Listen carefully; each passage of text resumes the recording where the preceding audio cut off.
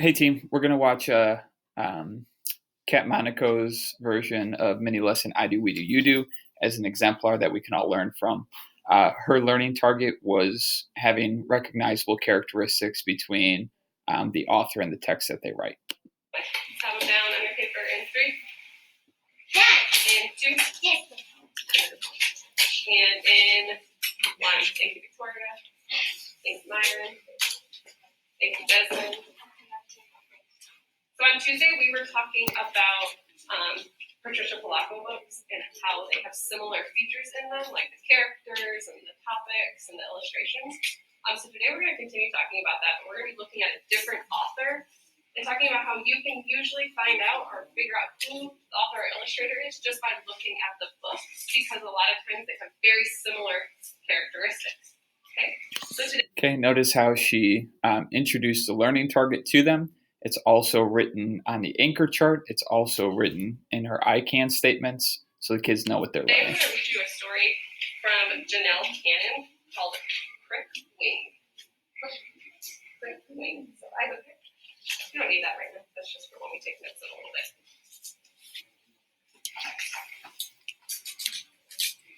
Far below, the great forest canopy lies in a shadowy world that many insects call home. Among the damp clutter of fallen leaves and branches, leaf-cutting ants toil all day while large cockroaches await their evening search for food.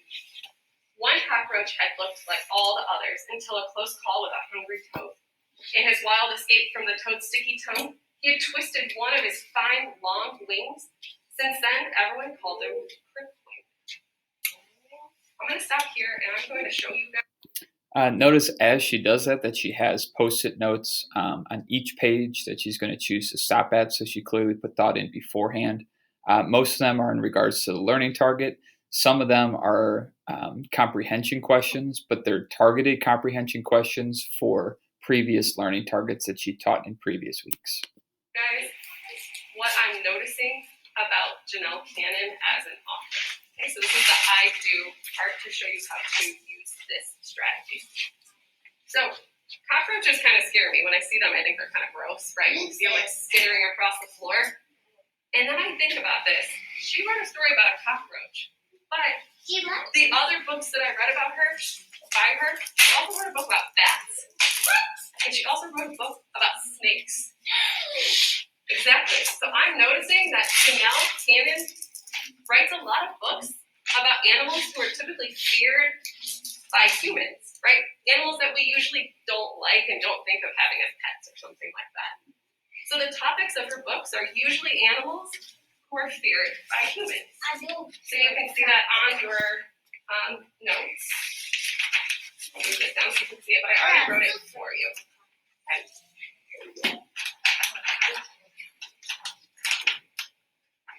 So noticing two things here. First is that she already put in the forethought that she knew what she was looking for, knew what the part she was noticing was already going to be, and put it on the paper. And secondly, that the amount of student voices is almost zero right now. It's really just her leading and modeling her own thinking for them. That's what an I do should be. The forest seemed much less fearsome whenever Crickwing found a pile of tasty leaves, roots, and petals. He took comfort in the bright colors and interesting shapes, and he often built sculptures from them before he ate them. When he was busy playing with his food, he could almost forget the pain in his crooked wing. One night, Crickwing created his most beautiful sculpture ever. He was so absorbed in his work that he didn't hear the soft footsteps behind him. Ooh, that's a good prediction. Diana said that she thinks that it's going to be a predator that's coming after him. Say it louder. Swoosh! A sharp-eyed monkey clobbered Crickwing and swiped his sculpture. Crickwing dived for cover. I only let him get away with that because he's so big, he grumbled, cowering under a rotten log. Was Diana's prediction right? Yeah. Yeah, there was a So again, tying into what Diana was saying, she didn't allow to get too off task with it. There's going to be times that kids want to talk and they can share a little bit, but 99% is dominated by Miss Monaco teaching what she wants to teach, making them notice what she wants them to notice. Lizards took off with his edible artwork. Another masterpiece screamed. Crickwing panted.